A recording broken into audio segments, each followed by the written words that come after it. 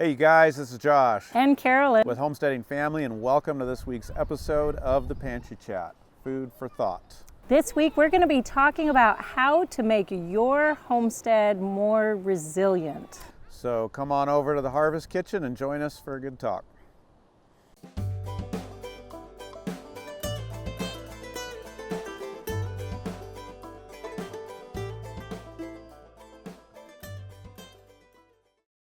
Okay, so before we get into the main topic, what in the world is going on with you? I feel like we just hit spring rush for real. Yeah. We got busy. Yep. It got busy. And a lot of you are already feeling this. We realize we're up here in North Idaho, and so Yes, it hits we're us a little bit behind later. schedule. A lot of you are probably really in the spring rush. I know a lot of extra people are thinking about gardens this year, putting up food with all the current events. So I'll bet a lot of you can relate to the spring rush right now. You know what else other people are thinking about right now that means that we're thinking about it is bread making. I am answering question after question of bread making, and we have so many new students in our bread class. Yeah, we do. Absolutely have a ton. It's a great thing to be doing. People are loving it, not just for building some homesteading type skills, but I was actually reading a few articles on this. People are just enjoying because they're home, doing something with their hands, doing something from scratch, learning a new skill, breaking bread together with family. Well, and there's this comfort element, like the smell of homemade bread. Oh, yeah. That just, if that's baking in your oven, that is better than any candle, anything. Soothing to the soul. Soothing to the soul. So I know I've been spending a lot of time answering questions in our bread class, so getting to do a lot of that. So that's been fun. And of course, we're baking bread too, but we're always baking bread in our house. But you know, I've really been spending a lot of time out in the cottage garden right now. It's at springtime. The cottage garden is mostly perennials, so once they kind of get up and doing their thing in the summer, it's actually a lot more hands-off than the annual garden, the main crop garden. But right now, this time of spring, I'm spending a bit of time getting it all prepped, getting it ready for the growing season, and just kind of some cleanup. I do things like leave the sunflowers and some of the echinacea heads out all winter because the little birds will come and eat the seeds out of them. And I love making sure that there's a little bit of food in there for them. So, but now I have to clean all that up. Now it's time to remove it so the new growth can come out. So I've been spending quite a bit of time getting the cottage garden ready so that then I can move on to the annual gardens and be ready to help you out there. Very cool. And you know, a good tip there for a lot of you that are thinking about a little more resiliency right now and doing some things yourselves, and that is the perennials, not just planting annual gardens. Annual garden comes and goes every year. Your perennials, whether it's fruit bushes, fruit trees, medicinal herbs, culinary herbs. There's even some perennials for leafy greens and edibles that you can be growing. And of course, you talk about that in some of your videos on the cottage garden. And so make sure if you're making plans to grow more food that you include the perennials. Really important. Absolutely. So I know I've been seeing you just like lay around in the beach chair with your feet up a lot the last couple of days. In my dreams. What have you been up to? Oh, wow. Well, we are, and I've been saying this for a while, but we are on the last leg to get mom and dad in the house. They're moving in soon. And so I am bouncing around from digging trenches for utilities, to fine finish carpentry, to planting seeds, to building pig pens. And probably a dozen other things I'm not thinking of right now. Absolutely, you are. So, spring is on, but it's exciting. It's exciting to going to be see mom and dad getting settled here. A lot of our indoor starts are up, and I've just planted some peas outdoors and spinach. Those are two early crops, you guys, which it's not early for a lot of you anymore, but it's still not too late in most places to get in some peas. And that is a great early crop. And hey, the garlic's coming up. The garlic looks good. Excited. We've got more garlic going this year than I think we've ever grown. Trying to get to where we'll eventually have all of our own garlic without buying any, so we'll see. I think we'll make it this year. I think we have enough. So that'll be good. You know what I just put down in the cottage garden, and I've never actually tried this, and that's fava beans. All right. Yeah, we got some of those in because that's another of those really early crops you can get in for an early... Do we like fava beans? What do we do with fava beans? You know, I think fava beans are one of those things that if you go buy them at the store, they're not awesome. Kind of like Brussels sprouts. You know, if you've never had a homegrown Brussels sprout, do not base your opinion of Brussels sprouts off of what you get from the grocery store, because it's just not the same thing. Swiss chard is kind of the same. I think fava beans kind of fall in that. Cool. So Well, I guess we're going to find out what we fun. do with them after we grow some. Absolutely. So. Well, hey, let's get into the question here Okay. so we can get on the main topic. Sure. And the question of the day, somebody bringing up an older topic we haven't talked about in a while. Martha Skinner from the last Q&A pantry chat wants to know, how goes the No-Poo journey? What's happening with that? We haven't talked about that in a while. Right. So if some of you guys have been following us for a while, you know that I was trying out a no shampoo method of using garbanzo bean flour. Something to kind of have our own shampoo. Right. You know, yeah, there's quite a few different homemade. no-poo methods, whether you're using baking soda or different things. And I wanted to try this out because it's something we could potentially grow, unlike having to buy in a baking soda. And, you know, I gotta say, I feel really mixed about it, and I stopped using it, is kind of the final product. I actually loved it when I started using it because I really felt like it made my hair fuller. It didn't feel oily at all. Like, it actually did a really good job cleaning it. But then I started noticing breakage. This is a thing. Okay. And my hair started breaking. And so I really feel like it was maybe causing it to get too dry or not very healthy. Okay. So I decided to go away from it. So it really wasn't working for you. It wasn't really working for me, but I could see how it would work, and I did like the premise of it. So I think maybe if you added some oils into it or something to help keep your hair healthier and nourished, then that could work really well. Okay. Yeah. All righty. Well, very cool. You ready to dive in here? Okay, Okay. let's dive right Today in. we are talking about a resilient homestead, things to keep on hand. Yeah. So I wanted to say, I think we could just call this like basic country principles to live by. Like, Sure. You know, we're calling it a resilient homestead because that's what it does. When you live by good principles, a lot of times it means it gives you extra margin, right, in your life. Right. When there's a problem, you have some margin to deal with it. And so we're not talking about really prepping topics in this, No. or even bulk buying or bulk storage, really. Right. Those are all concepts. We've talked about those. This is a little more about just some of the fringes and the areas to be thinking about resiliency and having, you know, things on hand to get you through the tough times. And I like your analogy, and we mentioned this, I think, Right. a week or two ago, about not letting the water trough ever get too empty. Right. Because when the water trough's empty is when life seems to go haywire, and you forget that the animal needs water because you let it get all the way low because you felt like doing something else or whatever was going on.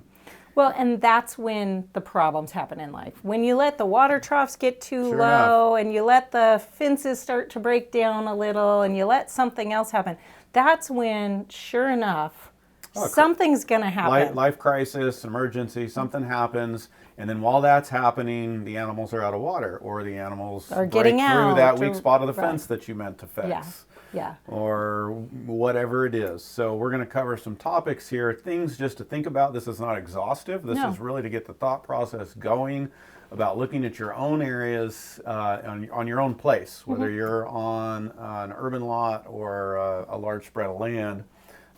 Things to be thinking about to just build in a little bit of resiliency. Absolutely. So we're going to kind of move through some different areas of the homestead here.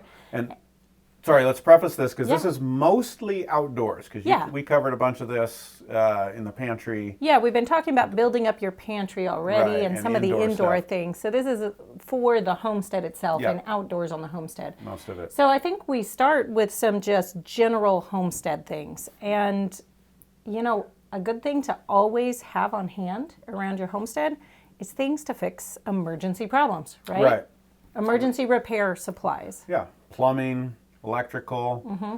roofing. Just think about your different. We'll start with kind of the construction type items. Right. Having extras, having wire, having fittings, having pipe glue. You know, if you're going to live this lifestyle, you're probably going to be fixing things a lot yourself. Yeah. And when you've got an emergency, you can't cover everything, but Yeah. it's sure nice to have some backups for those repairs when they come up. And especially if you live out from town a ways, you know, we're generally half an hour out from town on all the different places that we've lived. And so, you know, if you have a pipe that's gushing somewhere and you have to run to the store to go get a supply to just make an emergency fix, you got a lot of problems. Yeah. So you want to have that kind of stuff on hand and ready to grab.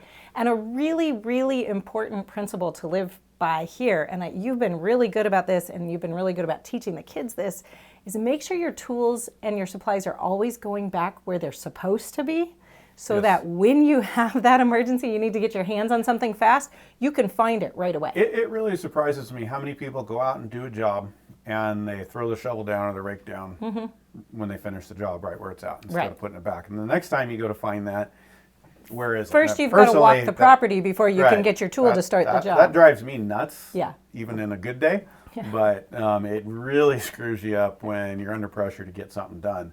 And so, yeah, take care of your tools, maintain them, know where they're at. And you know what? Have a few extra of everything. Go to the antique store, the thrift store, whatever. Have extra shovels, extra rakes, extra hammers.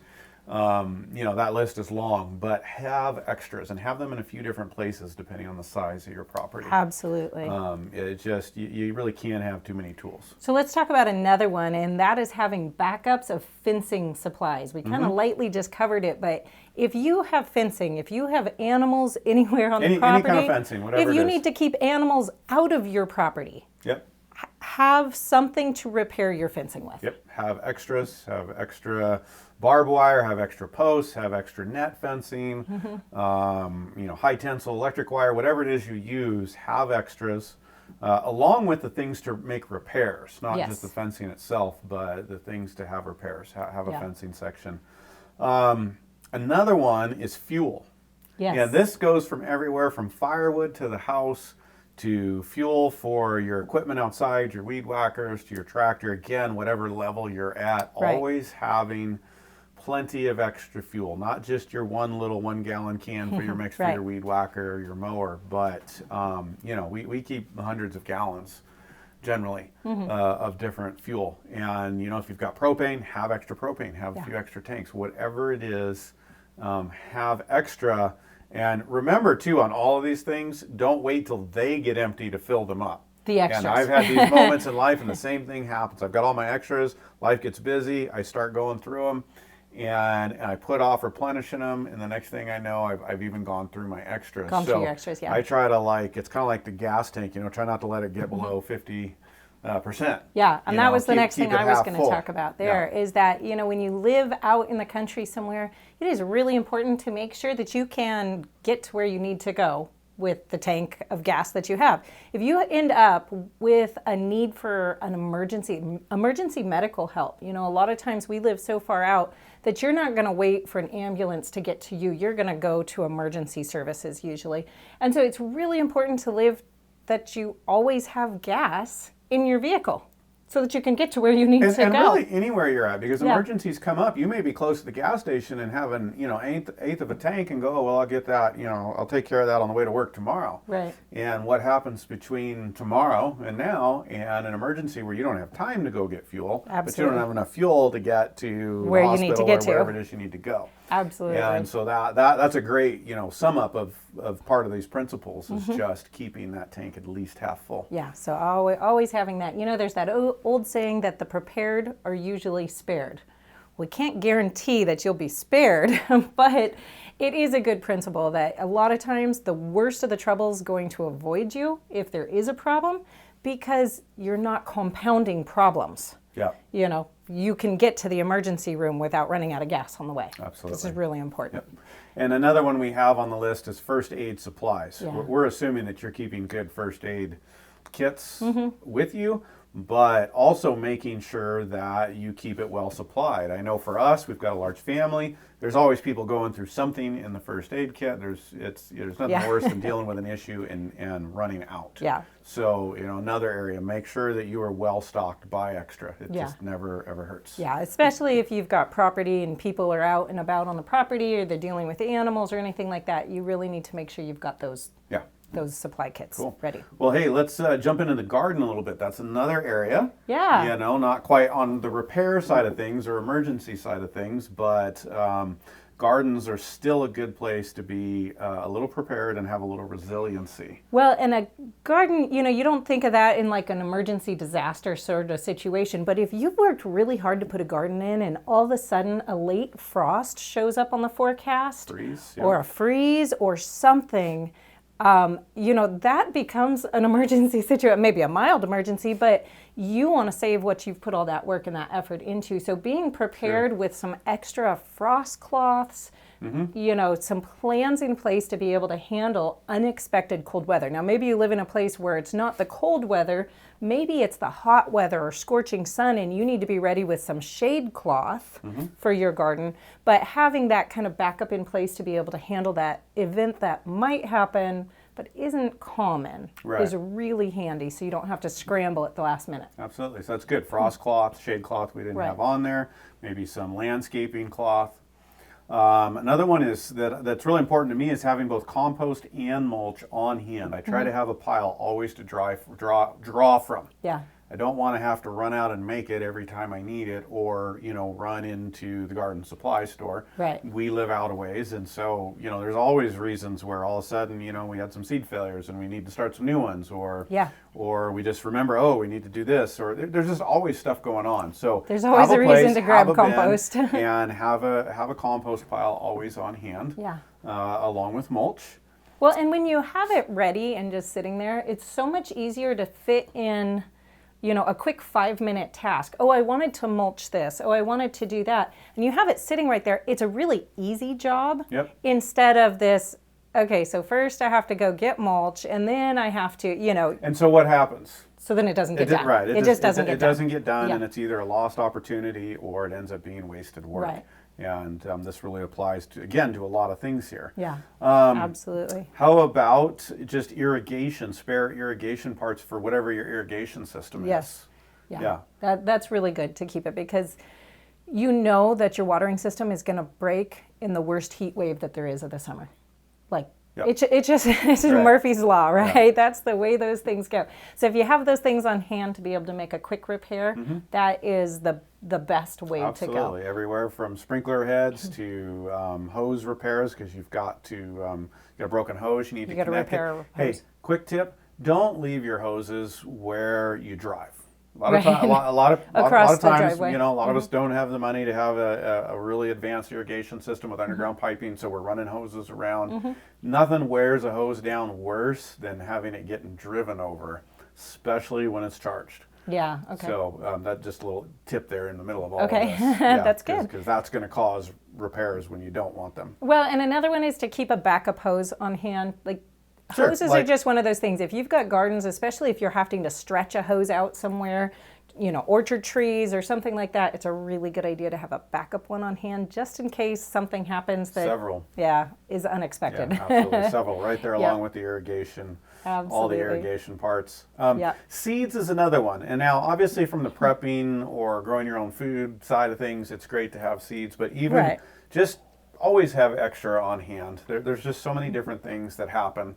And even if seeds you're not money in the bank. Wanting to grow your own food necessarily, it's good to have some seeds on hand, like some wildflower mix or maybe some grass mix, depending on what you have. That way, if you have, you know, a bare spot in the lawn, or you have something. No bare earth. Get it covered. So unless you're driving on it. Yeah, you have to dig something up and then you bury it back up, and then all of a sudden you've got this bare earth just sitting there.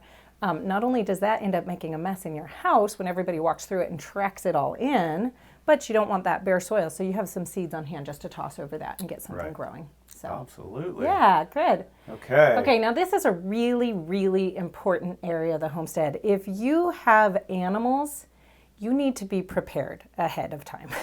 They are dependent on you as much as you may be dependent on them. And they are whole other personalities that have a tendency towards trouble, just like people have a tendency towards trouble. So they're going to find all the weak spots. They're going to find all the places where you don't have your program together, and they're going to show them to you probably pretty quickly. I think that's generally a lot of people say cows. I'd say definitely goats. Their role in goats. life is to find the weakness Yes. in your system. Yes. That's their job. That's what they Right. live for. But just about any animal will do that if you're not You're looking right. long Yeah. enough and you've got a problem. So never bottom out on feed. Just Yes. like you want to keep your pantry stocked Yeah. up, you want to keep the barn, the chicken coop, whatever animals you're raising ahead at least a month. I like to be 6 Yeah. months, but it's very similar to our own food. Yeah. We want to stay well ahead. We don't want to be running around week to week buying food. It's I more think- expensive and it's more stressful. Absolutely. At bare minimum, you should consider yourself out of feed when you hit a 1 week mark. And if you're right now, That's the bare minimum. That's a bare minimum. If right now you're considering yourself out of feed when you're actually out of feed 100%, move up right now this week to having at least a week's worth of backup before you go, I'm out of feed, I need to restock. Right. And then build from there. And then build from there and Yep. head towards at least that month mark, because the last thing you need when life gets crazy, when all of a sudden you go on lockdown orders, when whatever it is that happens, is to have to run out and find feed for your animals. They need the feed, and so that's a high stress situation. So get some backup. Absolutely. And right along with that then is your water supply, backup water supply. Extra troughs are always handy. Sometimes they get damaged. Or something you could even use as a trough, even if you have, something that's maybe not the perfect trough that looks great. But you have something on hand that you could use if you need to make a repair or something falls apart.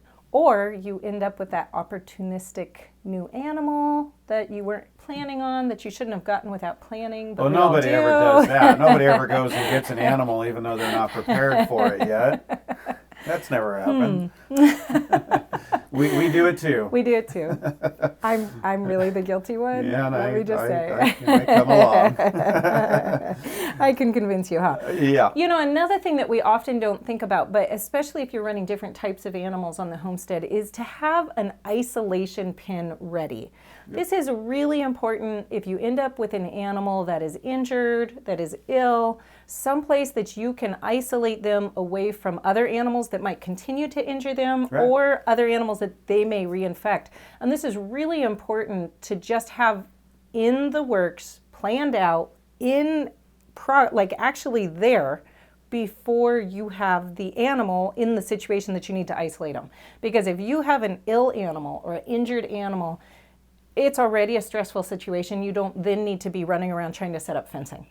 Right. So try to get that in the plans right away if you don't have that already. If you can have a permanent place, great. If not, just have, depending on the livestock you have, whether it's hog panels, cattle panels, horse panels, even a chicken tractor can be great for small animals and bird fowl.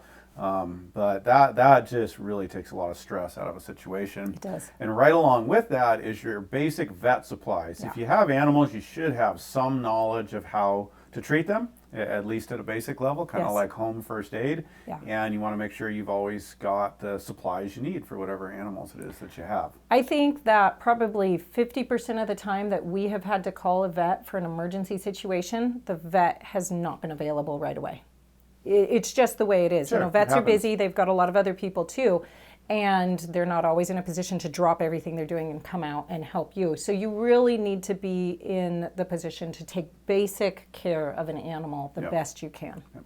I had one more, and this was a little more in the fuel section of things that I forgot about, but that is backup batteries and lighting, because a lot of times things go bad in the dark. Yes.